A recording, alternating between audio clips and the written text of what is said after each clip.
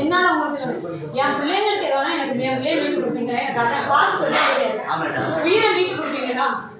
உதகையில் செயல்பட்டு வரும் உணவகத்தில் வாடிக்கையாளருக்கு கெட்டுப்போன பிரியாணியை வழங்கியதாக குற்றச்சாட்டு எழுந்துள்ளது. உதகை G1 காவல் நிலையம் எதிரே தனியார் உணவகம் ஒன்று உள்ளது. இங்கு தனது குழந்தைகளுக்காக லியோ என்ற பெண் 2 பிரியாணி பார்சல் வாங்கியுள்ளார். வீட்டிற்கு சென்று பிரித்து பார்த்தபோது பிரியாணி கெட்டு போயிருந்ததாக கூறப்படுகிறது. இதுகுறித்து உணவகத்திற்கு சென்று முறையிட்ட அவரிடம் ஹோட்டல் நிர்வாகம் அலட்சியமாக பதில் அளித்த நிலையில் அந்த உணவகத்தின் வாடிக்கையாளராக உள்ள வழக்கறிஞர் மேனகா லியோவை மிரட்டவும் செய்துள்ளார். இது தொடர்பாக பாதிக்கப்பட்ட பெண் கண்ணீர் மல்க கோரிக்கை விடுத்துள்ள நிலையில் இந்த புகார் உணவு பாதுகாப்புத்துறை அதிகாரிகளின் கவனத்திற்கு செல்லுமா என்ற கேள்வி எழுந்துள்ளது.